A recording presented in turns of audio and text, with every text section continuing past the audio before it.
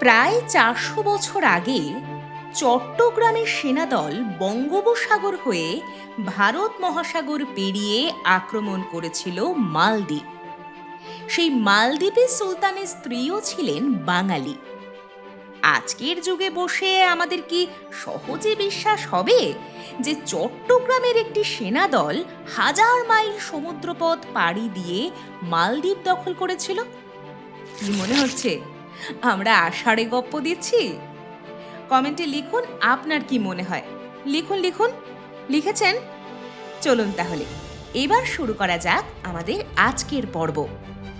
আপনারা শুনছেন clock tower podcast. পৃথিবীর বিভিন্ন দেশের বিভিন্ন সময়ের বিভিন্ন মানুষের গল্প নিয়ে আসি আমরা প্রত্যেক সপ্তাহে শুক্রবার। এমন সব গল্প যা শুনতে গল্প হলেও আসলে সত্যি। এরকমই সত্যি গল্প শুনতে আমাদের চ্যানেলটি সাবস্ক্রাইব করুন আর শুনতে থাকুন আজকের পর্ব। এসে গিয়েছে আমাদের নতুন গল্পের চ্যানেল কাহিনী স্কোপ। লিংক থাকলেও ডেসক্রিপশনে। প্রত্যেক সপ্তাহে নতুন নতুন গল্প শুনতে সাবস্ক্রাইব করুন আজই। আজ থেকে প্রায় ৪০০ বছর আগে জাহাজডুবির শিকার হয়ে অনেকগুলো বছরের জন্য মালদ্বীপে আটকে ছিলেন ফ্রাঁসোয়া পাইরার্ড নামের এক ফরাসি নাবিক। তিনি সাক্ষী হয়েছিলেন মালদ্বীপের নানা ঘটনার। সেই সময় তার পরিচয় ঘটে এক বাঙালি রানীর সঙ্গে।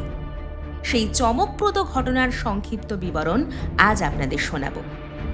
এটা সেই সময়ের গল্প যখন অস্ট্রেলিয়া কিংবা আন্টার্কটিকা মহাদেশ আবিষ্কার হয়নি। ইস্ট ইন্ডিয়া কোম্পানির জন্ম হয়েছে সবেমাত্র। ১৬০১ সালের ১৮ই মে ফ্রান্সের সেন্ট মালো বন্দর থেকে ১৫০ জন নাবিক নিয়ে দুটো ফরাসি জাহাজ মালাক্কার উদ্দেশ্যে যাত্রা করেছিল। একটি জাহাজের নাম ছিল কোয়াসান এবং অপরটি করবিন। আফ্রিকার নাটাল প্রদেশের কাছে প্রচণ্ড ঝড়ের কবলে পড়ে জাহাজ দুটো। ১৯শে ফেব্রুয়ারি ১৬০২ জাহাজ দুটি অতি কষ্টে এসে পৌঁছায় মাদাগাস্কারের সেন্ট অগাস্টিন উপকূলে। প্রায় ৩ মাস পর আবার যাত্রা শুরু করলো জাহাজ দুটো। কিন্তু ১ জুলাই মধ্য ভারত মহাসাগরের একটি জায়গায় পৌঁছানোর পর জাহাজের গতি কমে গেল। ওই এলাকায় বিপজ্জনক কিছু প্রবাল প্রাচীর দেখা গেল, যেগুলো জাহাজের তলা ফুটো করে দিতে পারে। রাতের দিকে করবিনের ক্যাপ্টেন একটু অসুস্থ বোধ করছিলেন। তিনি নাবিকদের দায়িত্ব ভাগ করে দিয়ে নিজের কেবিনে গিয়ে শুয়ে পড়লেন। মাঝরাতের দিকে বাকি নাবিকরা মদ খেয়ে মাতাল হয়ে পড়ল। ফলে স্রোতের টানে জাহাজটা যে ক্রমশ পূব দিকে সরে যেতে থাকলো সেটা কেউ খেয়াল করল না। শেষ রাতের দিকে জাহাজটা একটা বড়সড় ধাক্কা খেয়ে কেঁপে উঠল। কাত হয়ে থাকা জাহাজের মধ্যে কোনো রকমে দুঃসহ একটা রাত পার করল নাবিকরা। সেদিন ছিল ৩রা জুলাই ১৬০২ সাল। জাহাজটা আটকে পড়েছিল মালদ্বীপের রাজধানী মালের উত্তরে অবস্থিত একটি দ্বীপের প্রবাল প্রাচীরে। কোয়াসানা কিন্তু করবিন জাহাজের এই দুর্ঘটনার কথা জানতে পারেনি। দুই জাহাজের আর কোনো দিন দেখা হয়নি। জাহাজ ডুবির খবর পেয়ে মালদ্বীপের রাজকীয় বাহিনী এসে হাজির হলো রাজধানী মালেতে। রাজা শ্যালক ছুটে এলেন। এই অঞ্চলে ঋতু অনুসারে যে কোনো জাহাজডুবির সম্পদের মালিক স্বয়ং রাজা। সেটা নিশ্চিত করার জন্যই তাঁদের আগমন। কিন্তু নাবিকরা সেসব নিয়ে বিন্দুমাত্র চিন্তিত নন। তারা শুধু প্রাণে বাঁচতে চায়। নাবিকদের কাছাকাছি বিভিন্ন দ্বীপে পাঠিয়ে দেওয়া হলো। পাইরাট সহ আরও ৩ জন নাবিককে পাঠানো হলো ফেহেন্দুতে। সেখানে যাওয়ার পর পাইরাট মালদ্বীপের ভাষা শিখতে শুরু করেন। তাঁর সাথে মোরলের বেশ ভাব হয়ে যায়। মোরলের সূত্রেই তাঁর সুযোগ হয় রাজার সাথে আলাপ করার। রাজ প্রতিনিধি পাইরাটকে নিয়ে মালে রওনা দিলেন। মালদ্বীপের রাজা ইব্রাহিম খালাফাতুন ফরাসি জাহাজের নাবিকদের ঠিক পছন্দ করতেন না। কিন্তু পাইরাটের ভাষা জ্ঞান ও মোরলের প্রশংসার কারণে তিনি রাজার সুনজরে পড়ে গেলেন। এবার একটু রাজ পরিবারের সংক্ষিপ্ত ইতিহাস জেনে নিই। মালদ্বীপ যখন পর্তুগিজ অধীনে ছিল তখন পর্তুগিজরা তাদের জোর করে খ্রিস্টান বানানোর জন্য উঠে পড়ে লেগেছিল। পর্তুগিজদের প্রতি অসন্তুষ্ট হয়ে ওঠে মালদ্বীপবাসী। পর্তুগিজদের বিরুদ্ধে আন্দোলন যুদ্ধের রূপ নেয়। নেতৃত্ব দেয় দ্বীপের প্রভাবশালী পরিবারের দুই ভাই। শেষ পর্যন্ত পর্তুগিজরা একটা আপোষ প্রস্তাব দেয়। তারা মালদ্বীপের ওপর সমস্ত অধিকার ছেড়ে দেবে, কিন্তু তাদের নির্দিষ্ট পরিমাণ বার্ষিক কর দিতে হবে। রাজি হয়ে যায় দুই ভাই এই প্রস্তাবে। মালদ্বীপের সাথে বাংলার সম্পর্কটা অনেক প্রাচীন। ওদেশ থেকে জাহাজ ভর্তি করে কড়ি নিয়ে আসতো এদেশের রাজা বাদশাহরা। বাণিজ্য সূত্রে বাঙালি বণিকদের যাতায়াত ছিল মালদ্বীপে। পাইরাডের বিবরণ থেকে জানা যায়, এক বাঙালি ব্যবসায়ী শওকত মোহাম্মদ তার রূপবতী স্ত্রী কানো বিবিকে নিয়ে মালদ্বীপে বসবাস করতেন। তার বাড়ির কাছেই বাস করত এক পর্তুগিজ তরুণ।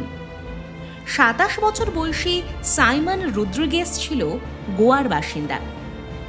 মোহাম্মদ যখন বাণিজ্যের জন্য দেশে বিদেশে পাড়ি দিতেন তখন কানো বিবি সাইমনের সঙ্গে দেখা সাক্ষাৎ করত। মাঝে মাঝে সাইমনের বাড়িতে রাতও কাটাতো। বিষয়টা আর গোপন থাকল না।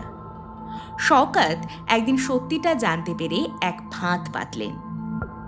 একদিন সকালে তিনি স্ত্রীকে বললেন তাকে ব্যবসার কাজের জন্য কিছুদিনের জন্য বাইরে যেতে হবে। তিনি বেরিয়ে গিয়ে পাশের এক দ্বীপে আশ্রয় নিলেন। রাত গভীর হলে তিনি বাড়ি এসে দেখলেন তার স্ত্রী নেই। তাকে পাওয়া গেল সাইমনের শোবার ঘরে। শওকত রাজার কাছে অভিযোগ করলেন। রাজা সত্যতা যাচাই করে সাইমনের প্রাণদণ্ডের হুকুম দিলেন। বেচারা সাইমন হাজার মাফ চেয়েও রক্ষা পেল না। এই ঘটনার পর শওকতের সাথে কানো বিবির ছাড়াছাড়ি হয়ে গেল। ছাড়াছাড়ি হয়ে অবশ্য কানো বিবির শাপে বড় হলো। তার কপাল খুলে গেল। কপাল খুলে যাওয়ার কারণ অবশ্য কানো বিবির রূপ। যে অপরাধে তার প্রেমিকের প্রাণদণ্ড হলো, সেই একই অপরাধ করেও তার স্থান হলো রাজপ্রাসাদে। রূপবতী নারীদের প্রতি রাজা বেশ দুর্বল ছিলেন। রাজা কানো বিবিকে এত পছন্দ করলেন যে তাকে বিয়ে করবেন বলে ঘোষণা করলেন। বিয়ে করেই ক্ষান্ত হলেন না, তাকে প্রধান রানীর মর্যাদাও দিলেন। কানো বিবিকে বিয়ে করার পর তিনি মালদ্বীপের সবচেয়ে দক্ষ পাইলটের স্ত্রীকেও জোর করে বিবাহ করেন। অন্যদিকে শওকত তখন কানো বিবির শোক ভুলে বিয়ে করেন মালদ্বীপ সুন্দরীকে। কিন্তু রাজার নজর এই অষ্টাদশী তরুণীটির ওপরেও পড়ল। শেষ পর্যন্ত প্রাণের দায়ে শওকত মেয়েটিকে রাজপ্রাসাদে রেখে আসতে বাধ্য হলেন। এরপর এক বিদেশি জাহাজের ওপরও রাজা কবজা করলেন। কি ভাবছেন রাজা খুব সাহসী ছিলেন? একেবারেই তা না। শুধু অন্যের স্ত্রী কেড়ে নেওয়া আর সম্পদ কেড়ে নেওয়ার মধ্যেই তার দক্ষতা সীমাবদ্ধ ছিল। কিন্তু তিনি বুঝতে পারেননি যে এই দক্ষতাই একদিন তাঁর জীবনে কাল হয়ে দাঁড়াবে। সেবার এক ভয়ঙ্কর সূর্যগ্রহণে ঢেকে যায় পুরো মালদ্বীপ। পুরো 3 ঘন্টা গোটা মালদ্বীপ অন্ধকারাচ্ছন্ন ছিল। মানুষ আতঙ্কিত হয়ে পড়েছিল। গ্রহণ কেটে আলোর দেখা দিলেও মানুষের আতঙ্ক কাটেনি। 1607 সালের ফেব্রুয়ারি মাসের এক সকাল রাজার কাছে খবর এলো 16টি যুদ্ধজাহাজ মালদ্বীপের দিকে এগিয়ে আসছে। খবরটা শুনে রাজা হতভম্ব হয়ে পড়লেন। তিনি তো লড়াকু মানুষ নন, তাহলে কেন এই আক্রমণ? এর আগে তো কখনো এমন যুদ্ধ বিগ্রহের ঘটনা ঘটেনি। তিনি হুকুম দিলেন তাঁর জাহাজগুলো তৈরি করতে। 7টি নৌযান তৈরি হলো। সবচেয়ে বড়টিতে রাজা তার 3 রানীকে নিয়ে উঠবেন এমনটাই স্থির হলো। রাজার জাহাজে মালপত্র তোলার কাজে ব্যস্ত ছিলেন পাইরট সহ 3 ফরাসি নাবিক। রাজা অশ্রুসজল কণ্ঠে পাইরটকে বললেন তাঁরা যেন রাজার পিছু পিছু অবশ্যই আসেন। কয়েকজন দেহরক্ষীকে রাজার নৌযানে তুলে দেওয়া হলো। পাইরট রাজাকে আশ্বাস দিলেন তিনি সব গুছিয়ে অবশ্যই আসবেন। কিন্তু রাজার নৌকা চলে যেতেই পাইরট সরে পড়লেন দ্বীপের ভেতরের দিকে। তিনি অন্য পরিকল্পনার সঙ্গে যুক্ত। তাই রাজার বিপদযাত্রার সঙ্গী হওয়ার বিন্দুমাত্র ইচ্ছে তাঁর নেই।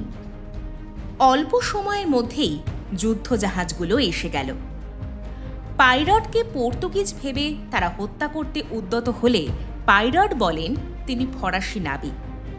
শুনেই আগ্রাসী বাহিনীর প্রধান তাকে বিশেষ খাতির করে তাদের জাহাজে তুলে নিলেন। রাজার জাহাজ বেশি দূর যেতে পারল না, তার আগেই ধরা পড়ে গেল। রাজা আত্মরক্ষার চেষ্টা করলেও শেষ রক্ষা হয়নি, তাকে প্রাণ দিতে হলো। রাজা সহ মৃত সেনাদের দেহ অন্য একটি নৌকায় করে ভাসিয়ে দেওয়া হলো। 3 রানীকে তুলে নেওয়া হলো চাটগাঁড় জাহাজে। 3 রানীকে মালেতে নিয়ে এসে আটকে রেখে চাটগাঁ বাহিনী লুটপাট চালালো রাজধানীতে। 3 রানী পাইলটকে অনুরোধ করলেন তাদের রক্ষা করতে, কিন্তু পাইলট তা করতে নারাজ। আসলে তিনি তখন ওখান থেকে সরে পড়তে পারলেই বাঁচেন। আক্রমণকারী বাহিনী 2 দিন ধরে লুটপাট চালিয়ে ধনরত্ন বোঝাই জাহাজ নিয়ে অবশেষে চাটগাঁর উদ্দেশ্যে রওনা হলেন। এবার এই প্রশ্নটা নিশ্চয়ই আপনাদের মনে আসছে যে শুধু মালদ্বীপের রাজাকে খুন করার উদ্দেশ্যে কেন চাটগাঁ বাহিনী অত দূর সমুদ্র পাড়ি দিয়েছিল? শুধুই কি রাজাকে খুন আর লুটপাটি এই আক্রমণের উদ্দেশ্য ছিল? এই ঘটনার মূল হোতা ছিলেন পাইলট নিজে। কারণ রাজার সাথে যতগুলো মানুষের বিরোধ ছিল তাদের প্রত্যেকের সাথে পাইলটের ছিল নিবিড় যোগাযোগ। যদিও পাইলট তার লেখায় অবশ্য সমস্ত ঘটনার জন্য দায়ী করেছেন রাজার ঘনিষ্ঠ এক পাইলটকে, যে চাটগাঁ বাহিনীকে পথ দেখিয়ে মালেতে নিয়ে এসেছিল। পাইলট বলেছেন চাটগাঁ বাহিনী ফেরত যাওয়ার সময় রাজার শ্যালকও তাদের সঙ্গী হয়েছিলেন। তিনি ছিলেন রাজার প্রথম স্ত্রীর ভাই, যে রাজকীয় ক্ষমতার কাছাকাছি ছিল, কিন্তু পরবর্তীতে রাজা তার ভাগ্নেকে উত্তরাধিকারী বলে স্বীকার করাতে তার আশা ভঙ্গ হয়। অতএব এই ঘটনার সঙ্গে যুক্ত থাকার মতো যে 4 জনকে পাওয়া যাচ্ছে তারা হলেন শওকত মোহাম্মদ, পাইলট, রাজার শ্যালক এবং পাইলট। তবে কে যে আসল মাথা এই এতদিন পর তার জানা সম্ভব নয়। তবে এদের প্রত্যেকেরই নিজের নিজের উদ্দেশ্য ছিল।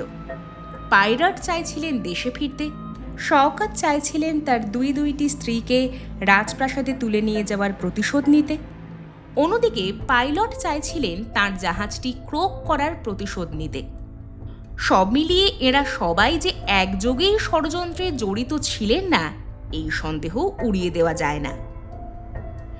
বাঙালি রানী কানু বিবি অবশ্য মালদ্বীপেই থেকে গিয়েছিলেন। তাঁর সম্পর্কে আর কোনো তথ্য পাওয়া যায়নি। শুধু জানা যায় রাজার হত্যার কিছুদিন পর রাজসিংহাসন নিয়ে মালদ্বীপে গৃহযুদ্ধ বেঁধে গিয়েছিল। 1607 সালের এপ্রিল মাসে চট্টগ্রাম পৌঁছানোর পর পাইলটকে সাদরে বরণ করে নেন সেখানকার গভর্নর। তাকে চট্টগ্রামে থাকার অনুরোধ জানানো হলেও পাইলট গোয়াতেই ফিরে যেতে চান।